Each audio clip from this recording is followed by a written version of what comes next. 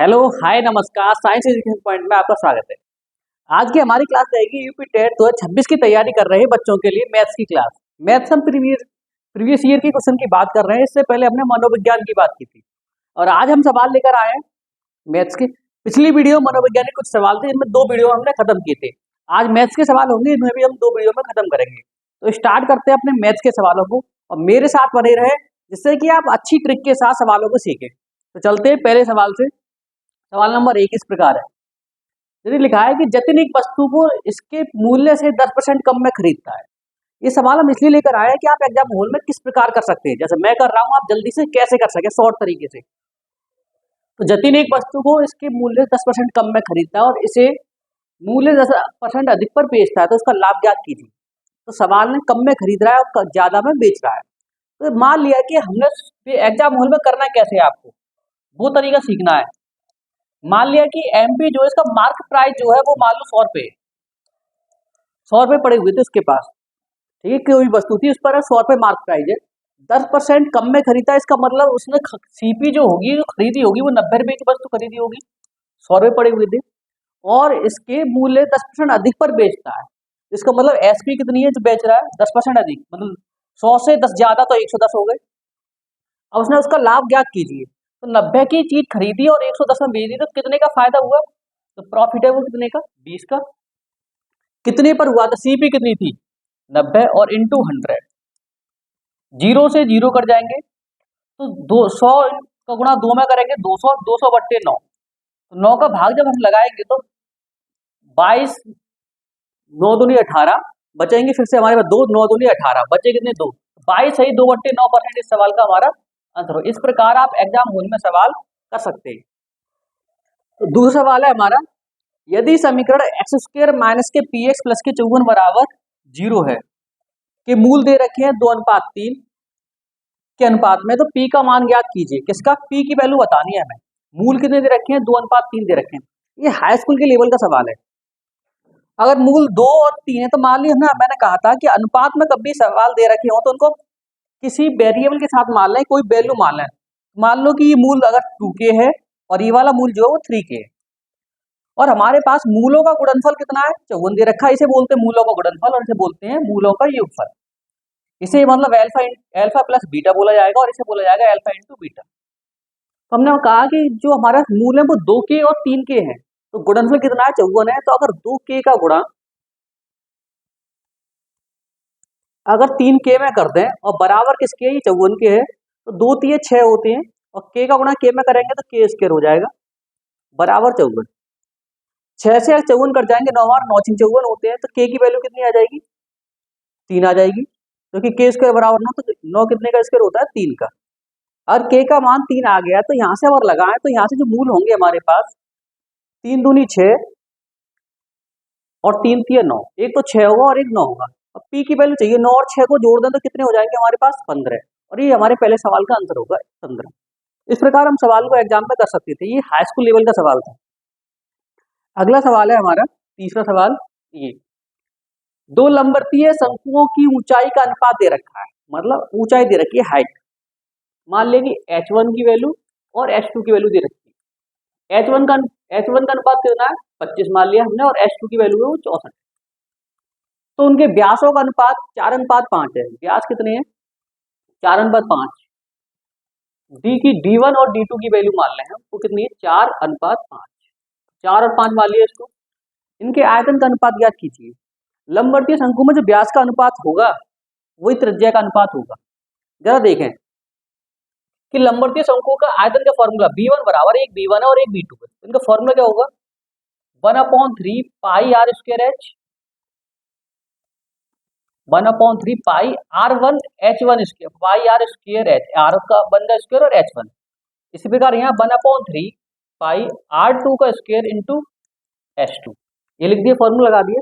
जो दे रखा है केवल उस वैल्यू को हमें पुट करना है। 1/3 से 1/3, पाई से पाई। R1 की जगह पर मैंने कहा कि जो व्यास होगा वही हमारी त्रिज्या होगी इसमें लंबवतीय शंकु में। R1 की वैल्यू कितनी है, 4, तो 4 का स्क्वायर। H1 की वैल्यू कितनी है, 25 लगा दी हमने। R2 की वैल्यू कितनी है हमारे पास, 5 का स्क्वायर इंटू H2 की वैल्यू कितनी है, 64। 5 का स्क्वायर कितना होता है, 25 से 25 कट जाएंगे। 4 का स्क्वायर 16 हो गया, 4 के स्क्वायर 16 चौका 64, तो अनुपात आएगा हमारा 1 ऊपर बचेंगे 4 नीचे, तो अनुपात क्या आ जाएगा 1:4। और ये हमारे सवाल का आंसर हो। इस प्रकार हम सवाल को कर सकते थे। फॉर्मूला याद है हमें, मेंसुरेशन के एग्जाम के लिए सारे फॉर्मूले याद होने चाहिए। तो क्वेश्चन नंबर चौथा है हमारा, ये 11th क्लास का सवाल है। जब भी हमारे पास कोई भी एग्जाम दे, हम 10th 11th 12th के ही सवाल आते हैं, और यूपी टेट में ज्यादातर 10th लेवल के ही सारे सवाल आते हैं। ये जूनियर का पेपर है 2021 का। यदि a बराबर एक्स जेड एक्स शब्द बिलो एक अक्षर है, एक्स शब्द और बूल एक अक्षर दे रखा है, अगर a के हमारे पास जो हमारे पास समुच्चय दे रखा है, इसके अंदर बी ई एल और डब्ल्यू, ये सब एक एक बार है, तो एक एक बार लिख दिया हमने, कहने का मतलब रोस्टर रूप में लिख दिया। बी के हमारे पास कितने डब्ल्यू डब्ल्यू एल, इसका मतलब एक एक बार लिखेंगे डब्ल्यू कॉमा ओ कॉमा एल, ये लिख दिया। उसने कहा कि सी बराबर ए माइनस की बी। जब भी हम माइनस करते थे 11th क्लास में, तो आज केवल जिसमें से घटा रहे हैं उसमें बचे हुए एलिमेंट को रखते थे। इसका मतलब ए में से बी को माइनस कर रहे हैं, तो डब्ल्यू से डब्ल्यू कट जाएगा, ओ से ओ कट जाएगा, एल से एल कट जाएगा, बचेगा क्या हमारे पास ए माइनस के जो बी बचा है मेरे पास, कहने का मतलब सी की जो वैल्यू है बराबर, वो केवल बी और ई बची है, वो केवल हमारे बी कॉमा ई, बस यही बचे दोनों। अब उसने कहा कि सी के उप समुच्चय की संख्या निकालिए। तो उप समुच्चय की संख्या निकालने का फॉर्मूला होता है 2 की पावर n। उप समुच्चय की संख्या निकालने का फॉर्मूला क्या होता है 2 की पावर n। और n के n मतलब एलिमेंट कितने हमारे पास 2 है, 1 और 2 बचे हैं, तो यहाँ लगा सकते हैं हम 2 की पावर 2 बराबर कितने 4। उप समुच्चय की संख्या कितनी निकलेगी 4। वैसे भी आप निकाल सकते हैं, जैसे कि हमने सीखा था, एक तो हर किसी का हमारे पास उप समुच्चय होता है 5, दूसरा बी को वाला ले सकते हैं बी होगा, तीसरा ई होगा, और चौथा दोनों को मिलाकर बी कॉमा ई। फिर भी हम अगर ये फॉर्मूला नहीं पता होता, फिर भी हम 4 उप समुच्चयों की संख्या ऐसे निकाल लेते, ये भी हमारे सवाल का आंसर है। तो हम दोनों तरीके हम जानते हैं, 11th क्लास में मैंने पढ़ाया। अगर नहीं जानते तो कैसे निकालते हैं ये मैंने बताया आपको। ये क्लास लिए हो रही है कि जिससे कि आप जान सके कि सवाल एग्जाम में आए तो कैसे कर सकते हैं। तो अब चलते हैं अगले सवाल की ओर। अगला सवाल है हमारा 5 नंबर, एक समचतुर्भुज के विकर्ण 10 सेंटीमीटर 24 सेंटीमीटर, तो उसका परिमाप ज्ञात कीजिए। एक समचतुर्भुज के विकर्ण कितने हैं 10 और 24। समचतुर्भुज के प्रत्येक कोण 90 डिग्री होगा, 90 डिग्री पर वो समद्विभाजित करता है। ये प्रॉपर्टी हमें याद होनी चाहिए। ये मान लिया हमने समचतुर्भुज है, उसके 2 विकर्ण हैं और प्रत्येक कोण 90 डिग्री पर समद्विभाजित करता है। एक की लंबाई 10 सेंटीमीटर है और एक की हमारे पास 24 सेंटीमीटर। ये बराबर इंटरसेक्ट करते हैं, इक्वली बाइसेक्ट करते हैं, ये भी इक्वली बाइसेक्ट करते हैं। तो ये वाली अगर ये पूरी 24 है तो आधी कितनी हो जाएगी 12 हो जाएगी। अगर ये पूरी 10 है तो आधी कितनी हो जाएगी 5 हो जाएगी। अगर एक 5 है और एक 12 है, अगर तीसरी हमें साइड निकालनी है तो हम पाइथागोरस का इस्तेमाल करके निकाल सकते हैं। अगर मुझे तीसरी निकालनी है, ये भी 90 डिग्री पर एक कट रहे होंगे, तो 12 5 और तीसरी कौन सी होगी ये निकालना है। 12 5 और तीसरी मुझे निकालनी होती, तो पाइथागोरस कहता है हमारे पास कर्ण का स्क्वायर बराबर लंब का स्क्वायर प्लस आधार का स्क्वायर। अगर लंब क्या मेरे पास 5 का स्क्वायर प्लस आधार 12 का स्क्वायर, 5 का स्क्वायर 25 होता है प्लस 12 का स्क्वायर 144। 25 और 144 को जोड़ेंगे तो 169, जो कि स्क्वायर होगा कितने का 13 का। तो तीसरी साइड के की वैल्यू जो निकल के आएगी वो कितनी आएगी 13। अब तीनों साइड हमें पता लगी। और ये परिमाप निकालने के लिए हम जानते हैं कि चारों भुजाओं का योग होता है 1 2 3 और 4, चारों भुजाओं का योग है। अगर एक 13 है तो 13 में अगर चारों का गुणा करना तो कितना हो जाएगा 52। और ये सवाल का क्या कहलाएगा हमारा पेरीमीटर मतलब परिमाप। अगर हमें 13 चौका 52, ये ऑप्शन नंबर 1 इस सवाल का आंसर था। अगर आपको फॉर्मूले पता है और प्रॉपर्टी पता है, मेंसुरेशन ज्योमेट्री, और आने वाली जो भी सुपर टेट या यूपी टेट होगा उसमें ज्यादातर सवाल एडवांस के मिलेंगे ज्योमेट्री और मेंसुरेशन में, इसलिए तैयारी कर लें अच्छे से ज्योमेट्री और मेंसुरेशन की। अगला सवाल है हमारा, इनमें से कौन सा कथन सत्य है। बीजगणित पढ़े बिना भी सांख्यिकी पढ़ी जा सकती है, ये बात गलत है। जब हमें बीजगणित का ज्ञान नहीं होगा तो हम सांख्यिकी कैसे पढ़ लेंगे। गणित की विभिन्न शाखाएं जैसे बीजगणित, ज्यामिति इत्यादि एक दूसरे पर निर्भर है। हाँ, ये शाखाएं जो है बीजगणित और ज्यामिति, ये एक दूसरे पर निर्भर है।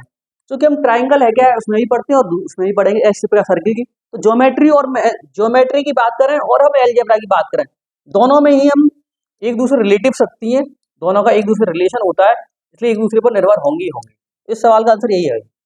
अगला एक और पढ़ के देख सकते हैं, बीजगणित को पढ़े बिना त्रिभुजों की समरूपता पढ़ी जा सकती है? नहीं। अंकगणितीय को पढ़े बिना समीकरण, तो कहने का मतलब यही सवाल का आंसर था, ज्यामिति और बीजगणित एक दूसरे पर निर्भर होते हैं। अगला सवाल है सवाल नंबर 7।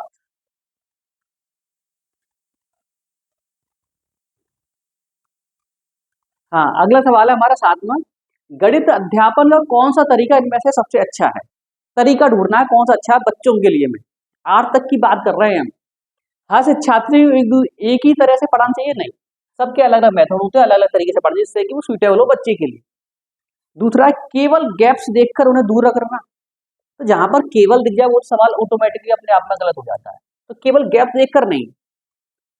अगला तीसरा सी ऑप्शन है, शिक्षार्थियों को उनकी विद्यमान क्षमताओं को विकसित करने के लिए प्रोत्साहित, तो जो बच्चों के अंदर जो टैलेंट है उन्हें बाहर निकालना है, उनको प्रोत्साहित करना है उनकी क्षमताओं को, ये सवाल का आंसर होगा। तीसरा, केवल कमियां देखकर नहीं, ऐसा नहीं है, तो केवल वाले तो अपने आप में भी गलत है और उनकी अवधारणा वो वैसे भी गलत है, तो इस सवाल का आंसर क्या रहेगा हमारा सी। तो ये हमारे पेडागोजी के सवाल तो आसान होते हैं, आप केवल अपने थिंकिंग लगाकर सवाल को आसानी से कर सकते हैं। अगला सवाल है सवाल नंबर 8 हमारा, यदि ए का वेतन बी के वेतन से 25% अधिक है, किसका? ए का वेतन है बी के वेतन से कितना अधिक है? 25% अधिक है, तो बी का वेतन ए के वेतन से कितना प्रतिशत कम होगा? आप डायरेक्टली फॉर्मूला लगा के निकाल सकते हैं ऐसे सवालों के लिए, आर अपॉन 100 प्लस माइनस के आर इंटू 100, ये फॉर्मूला होता है। अगर प्लस में है तो प्लस में दिया है तो प्लस लगाएंगे, माइनस में दिया है तो माइनस। तो मैं डायरेक्ट सवाल कर सकता हूं कि आर की वैल्यू जो मान ली मैंने 25 है, 100 प्लस 25 अधिक है तो प्लस लगाया और कम होती तो माइनस लगा दो, इंटू 100। 25 अपॉन 100 और 125, 100 और 25 को जोड़ेंगे 125 हो गई, इंटू 100। और 25 से 125 कट जाएंगे 5 बार, 25 पंजे 125 होते हैं, और 5 से 100 कट जाएंगे 20 बार, और ये सवाल का हमारे का आंसर होगा। तो 20% की क्या होगी? कमी होगी। ये सवाल में पूछा कितने प्रतिशत की कमी होगी, आप ऐसे डायरेक्ट फॉर्मूले सवाल कर सकते हैं, ये आसान सवाल है, बिना फॉर्मूले के भी सवाल आसान से हो सकता है। सवाल नंबर 8 के बाद 9, दो प्राकृतिक संख्याओं का योग 8 है, कितना? दो प्राकृतिक संख्याओं का योग 8 है, और यदि उनके व्युत्क्रम, व्युत्क्रम का मतलब होता है उल्टा, अपोजिट का योग 8/15 है, तो दोनों संख्याओं को ज्ञात कीजिए। ऐसे सवालों के लिए आप ऑप्शन का इस्तेमाल करें। इनमें से देखें कि सबका योग 3 और 5 8 हो रहे हैं, 2 और 6 ये भी 8 हो रहे हैं, 4 4 8 और 1 और 7 8, व्युत्क्रम 8/15 लाना है। तो पहले ऑप्शन नंबर 1 से उठाते हैं और सवाल को करते हैं। तो सबका योग तो 8 ही हो रहा है, लेकिन हमें व्युत्क्रम 8/15 आ रहा है नहीं आ रहा? 3 थी, एक संख्या हमारे पास 3 है और एक दूसरी कितनी है? 5 मान ली पहले, तो 1/3 प्लस 1/5 करें, 3 और 5 का जब एलसीएम लेंगे तो कितना आएगा? 15। 5 एकम 5 होते हैं, 3 एकम 3, क्रॉस मल्टीप्लिकेशन कर दिया, 5 और 3 8/15, ये सवाल का हमारा आंसर है। 8/15 आ रहा है, तो हाँ ऑप्शन नंबर 1 ही हमारे सवाल का आंसर होगा। और सीधे सीधे आप दिमाग लगा सकते थे कि नीचे कितने आ रहे हैं? 15, इनमें से किन का एलसीएम 15 आ सकता है? केवल ऑप्शन नंबर 1 का ही आंसर नीचे 15 आ सकता है, 3 और 5 का एलसीएम, ये सवाल का आंसर। तो डायरेक्टली हम इस सवाल को आसानी से कर सकते थे, पूरा सवाल ना करके। सवाल नंबर है 10, क्वेश्चन नंबर 10 हमारा, किसी परिवार का मासिक व्यय निम्न चित्र के अनुसार यदि शिक्षा तथा चित्र इसमें दिखाया नहीं गया, लेकिन एग्जाम में चित्र आया था, तो इस पीडीएफ में चित्र नहीं है, तो केवल जो लिखा गया उसके अकॉर्डिंग हम सवाल करते हैं। यदि शिक्षा तथा यात्रा पर खर्च, यात्रा पर और किस पर है? शिक्षा पर खर्च का जो अंतर है, डिफरेंस जो है वो कितना है? 4000। एक तो शिक्षा पर है और दूसरा यात्रा पर, दोनों के खर्च का अंतर मैंने यहाँ लिख दिया, अंतर का मतलब ये घटाव लगा दिया, यहाँ पर कितना दे रखा है? 4000 दे रखा है। तो परिवार की कुल आय कितनी होगी? तो शिक्षा पर कितना नीचे दे रखा है कॉलम में, शिक्षा पर 25% है, मकान पर 20%, यात्रा पर 15, भोजन पर 20 और बचत पर 20%, सबके अलग अलग दे रखे हैं। उसने क्या पूछा है? आय, कुल टोटल आय पूछी है। शिक्षा पर कितना था जरा देखिए, शिक्षा पर कितना है? 25%, तो 25% लिख दिया। यात्रा पर कितना था? 15%, ये भी लिख दिया। और बराबर कितना आ रहा था? 4%। तो 25 में से 15 जाएंगे तो कितने बचेंगे? 10। तो 10% की वैल्यू कितने के बराबर है? 4000 की वैल्यू। और हर चीज अपने आप में 100% होती है, तो हमें 100% की वैल्यू चाहिए, इसको 10 है तो यहाँ पर एक और जीरो बढ़ाना पड़ेगा मुझे 100% बनाने के लिए। एक जीरो यहाँ बढ़ाया तो एक जीरो मैंने यहाँ बढ़ा दिया और ये सवाल का हमारा आंसर बन गया 40,000। कितना आसान था सवाल को करना। तो 40,000 इसकी मासिक आय होगी। 10 के बाद अगला 11वां सवाल है। एक कंपनी 25 लाख रुपए की पूंजी एकत्रित करने के लिए शेयरों का विज्ञापन करती है। तो कंपनी पर जो पूंजी है कितनी है हमारे पास, तो पूंजी की जो संख्या 25 लाख है। 2 5 1 2 3 4 5 जीरो हो गए 25 लाख। अब उसने कहा यदि एक शेयर का अंकित मूल्य 100 रुपए है, एक शेयर कितने का है, शेयरों पर ही खर्च कर रही है, तो एक शेयर का जो मूल्य है वो कितना 100 रुपए है। तो कंपनी द्वारा जारी किए शेयरों की संख्या निकालनी है। क्या, शेयरों की संख्या निकालनी है। तो टोटल कितनी है 25 लाख और एक शेयर की मूल्य कितना है 100 रुपए। सीधा भाग लगा दीजिए, शेयरों की संख्या निकले, 2 जीरो से 2 जीरो खत्म, 25,000 जो होंगे टोटल शेयर होंगे हमारे पास। ऑप्शन नंबर डी इस सवाल का सही आंसर। ये तो आसान सवाल था। अगला इंपोर्टेंट सवाल क्वेश्चन नंबर 12 क्लास 10th का सवाल है, प्रोबेबिलिटी का सवाल, प्रायिकता का। ताश की एक 52 पत्ती की गड्डी से एक पत्ता स्वेच्छा से निकाला जाता है। ताश की जो गड्डी होती है उसमें 52 पत्ते होते हैं, अलग अलग तरह के 13 बट्टे होते हैं, 13 चौका 52। क्या प्रायिकता होगी कि पत्ता हुकुम का हो या इक्का, और या इक्का हो, या तो पत्ता हुकुम का होगा या फिर इक्का होगा, और कितने, और एक पत्ता इनमें से निकाला जाता है। लिखा है क्या प्रायिकता होगी, पत्ता हुकुम का हो या इक्का हो, तो प्रायिकता बतानी है। तो टोटल पत्ते कितने हैं हमारे पास 52। कुल जो पत्ते होते हैं गड्डी में कितने होते हैं, कुल पत्ते 52 होंगे। अगर मैं हुकुम की टोटल के पत्ते की बात करें, हुकुम के टोटल पत्ते कितने होंगे 13, जैसे कि अभी मैंने बताया। तो हुकुम के पत्ते कितने होंगे टोटल 13 गड्डी के अंदर। अगर टोटल इक्के की बात करते हैं हम, तो 13 के हर तरह के पेपर पत्ते होते हैं, तो टोटल इक्के कितने होते हैं गड्डी में। अगर कुल इक्के की बात करें गड्डी में तो कितने होंगे, 4 होंगे, और 4 में से एक तो इसमें आ गया है, तो यहाँ बचे कितने, 3 बचे। एक पत्ता हुकुम का तो उधर उसमें चलेगा, बचे तो 3 पत्ते बचे ना। तो टोटल हमारे पास पत्ते कितने हैं 13 ये और 3 ये, तो कुल मिला के कितने, हुकुम का और इक्के मिला के 3 इक्के मिला के टोटल हो जाएंगे हमारे पास 16। कितने में से गड्डी में कितने पत्ते थे, 52 पत्ते थे, तो 52 यहाँ लिख दिए। अब इनको काट लें हम, 4 से काटो, 4 चौक 16, 4 एकम 4, 4 3 12, 4 बट्टे 13 इस सवाल का आंसर। 4 बट्टे कहीं ऑप्शन में है, हाँ ऑप्शन नंबर सी इस सवाल का सही जवाब। तो प्रायिकता से एक सवाल एग्जाम में पूछा जाता है, तो बहुत आसानी से हम कर सकते हैं अगर पत्तों का ज्ञान है। तो जुगाना खेलें, बस सीखें और पत्तों का ज्ञान करें कि हाँ पत्ते कितने होते हैं, किसके होते हैं, हुक्म के कितने, इक्के कितने होते हैं। सवाल नंबर अगला 13 सवाल है, चित्र में, इसमें भी चित्र नहीं बनाया गया चक्रीय चतुर्भुज का। चक्रीय चतुर्भुज मेंसुरेशन ज्योमेट्री से आने वाले एग्जाम जो होंगे यूपी टेट या सुपर टेट या सी टेट, सी टेट को हटा दें तो यूपी टेट या सुपर टेट में आने वाले जो एग्जाम है उनमें सब में मेंसुरेशन और ज्योमेट्री के अधिक से अधिक सवाल मिलेंगे, एडवांस मैथ अधिक से अधिक मिलेगा, इसलिए तैयारी अच्छे से करें। सवाल नंबर 13 है, चित्र में एबीसीडी एक चक्रीय चतुर्भुज है, तब कृमित एक्स वाई है, ए बराबर दे रखा है, एक्स और वाई की वैल्यू पूछिए, एक्स और वाई कितने हो। तो मान लो चक्रीय चतुर्भुज, अब मैं चित्र नहीं बना रहा हूँ, केवल समझ लें। ए की वैल्यू ये दे रखी है, बी की ये, सी की ये, डी की, ठीक, चक्रीय चतुर्भुज है। अब सवाल में होता क्या है कि चक्रीय का चतुर्भुज है तो इसका मतलब ए के पड़ोस में तो बी होगा और सी के पड़ोस में डी होगा, तो ए के जस्ट अपोजिट होगा क्या सी, चित्र ऐसे होगा, बी के अपोजिट क्या होगा डी होगा, ये बात पक्की है, क्योंकि ए के बराबर में बी होगा और ए के अपोजिट होगा सी, तो बी के अपोजिट डी हो जाएगा। अगर मैं दोनों को, अगर चक्रीय चतुर्भुज के अपोजिट एंगल को अगर मैं जोड़ दूं तो वो 180 डिग्री के बराबर होते हैं। तो उसी प्रकार इन सवालों को हम करेंगे 180 की डिग्री के बराबर रखेंगे। जरा ए प्लस बी को जोड़ते हैं, ए प्लस सी को, सॉरी ए प्लस सी को और बी प्लस सी को जोड़ें। तो ए की वैल्यू कितनी है 3y माइनस के 5 प्लस के, सी की वैल्यू 4y प्लस के 20 इजिकल टू 180। अगर बात करें 3y और 4y मिलके हो गई 7y, और 20 में से 5 घटाएंगे तो आप 15 बचेंगे प्लस के, और 180 15 उधर ले जाएं आप तो 7y इजिकल टू 180 में से 15 घटाएंगे तो 10 घटा 70, 165 बचेंगे, 165। 7 का भाग लगा तो 7 का भाग तो लगेगा, 7y बराबर इतने आ गए, एक इक्वेशन बन गई हमारी। दूसरी और बना लें, शायद अगली इक्वेशन से हमें सवाल का आंसर पता चल जाए।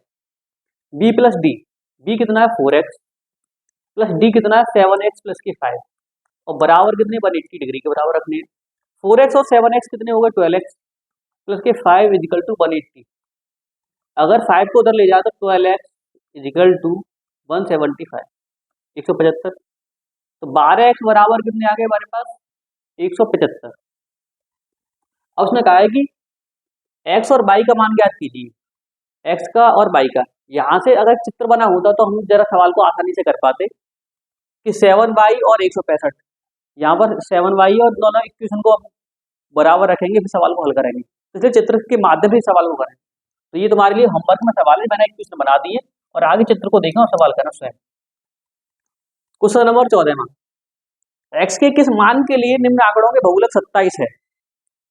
तो बहुलक 27 है, ये पूछा है ना किस मान के लिए 25 26 27 27 26 x की वैल्यू कितनी है ये पूछा है ना, और बहुलक कितना है 27। तो नंबर देखते हैं हम कौन सा नंबर कितनी बार आ रहा है।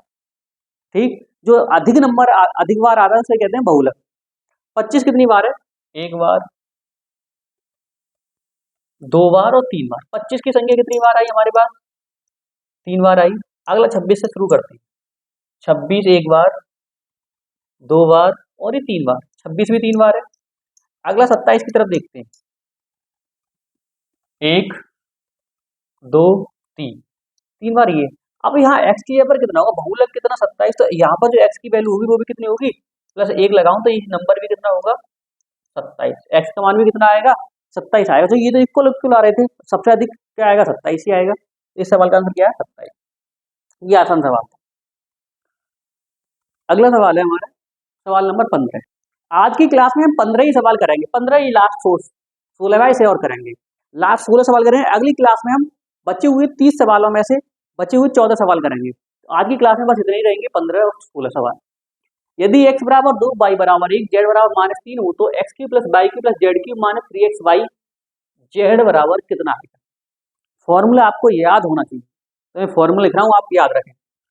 ये क्लास 9 का फॉर्मूला है, x cube plus y cube plus z cube minus 3xyz बराबर होता है x plus Y plus z एक कोष्टक में और दूसरे कोष्टक में x square plus y square plus z square minus की x y minus y z minus की जेड एक्स। ये फॉर्मूला याद होगा तो हम सवाल को बहुत आसानी से कर सकते हैं। अगर x plus Y plus Z बराबर अगर 0 है तो ये पूछे जिस पूरी वैल्यू के बराबर ही सब कुछ 0 के बराबर हो जाए। अगर x plus Y plus Z बराबर 0, 0 को मल्टीप्लाई करेंगे 0 बन जाएगा। तो हम क्यों ना चेक कर लें x plus Y plus Z के बराबर अगर 0 है या नहीं है। तो x बराबर 2, वाई बराबर 1 और जेड बराबर 3, 2 और 1 3, 3 में से 3 जाएंगे तो कितने आएंगे 0। इसका पूरे की वैल्यू किसके बराबर होगी 0 के बराबर होगी। ये सवाल का हमारा आंसर। एक लाइन का सवाल था, आसानी से कर सकते थे। ये हमारा लास्ट सवाल है आज का, क्वेश्चन नंबर 16। एक सर्वेक्षण में प्रेक्षणों की संख्या 40 है। जो प्रेक्षण है उसकी संख्या कितनी है 40 है। यदि प्रथम 10 प्रेक्षणों का माध्य 4.5 है और शेष का माध्य 3.5 है तो पूरे सर्वेक्षण का माध्य ज्ञात कीजिए। ये निकालना है। तो 10 प्रेक्षण का माध्य कितना है 4.5, तो योग निकालूंगा तो योग निकालने के लिए मल्टीप्लाई करते हैं। तो 10 प्रेक्षणों का जो योग होगा, 10 प्रेक्षण की बात कर रहे हैं हम, जिनका योग निकल के आएगा वो कितना आएगा 10 गुणा 4.5 मतलब 45। योग कितना निकल के आया 45। शेष टोटल 40 थे तो शेष कितने बचेंगे 30। अगर 30 प्रेक्षण का योग निकालेंगे तो 30 गुणा कितने हमारे पास 3.5, पॉइंट से 0 कट जाएगा, 35 या 105 होते हैं। और दोनों का अगर योग निकालना 10 और 30 मिलके 40 हो गए। 40 प्रेक्षणों का योग कितना हो जाएगा मेरे पास 150। अब उसने कहा माध्य ज्ञात करनी है हमें 40 की। तो माध्य का मतलब होता है माध्य बराबर कुल पदों का योग बटे कुल पदों की संख्या। माध्य निकालने के लिए फॉर्मूला होता है हमारे पास कुल पदों का योग या सिग्मा एक्स एक्स लिख सकता हूँ शॉर्ट में। सिग्मा का मतलब होता है सम ऑफ सीरीज सभी को जोड़कर जितनी भी टर्म दे रखे हैं। Sigma F X upon number of term कितने हैं N, small N number of term कितने। तो सिग्मा एफ एक्स कितनी है हमारे पास 150, कुल पदों का योग कितना आ गया पदों की संख्या कितनी है? टोटल 40%, 10 और 30, 40, और स्टार्टिंग में बोला ना 40। 40 का भाग लगाना, 0 से 0। 15 में अगर 4 का भाग लगाएंगे, 4 3 12, तो बचेंगे हमारे पास कितने? 3। 0 बढ़ा लिया और पॉइंट लगा लिया, तो 30 हो गए हमारे पास। और 4 7 28, लगभग 3.7 का ही है एक ही सवाल में बी ऑप्शन नंबर। कभी भी पूरे सवाल को ना करें और ऑप्शन देखकर ही सवाल आसानी से कर सकते हैं। आज की क्लास में बस इतना ही, फिर मिलेंगे अपनी अगली वीडियो में। नमस्कार।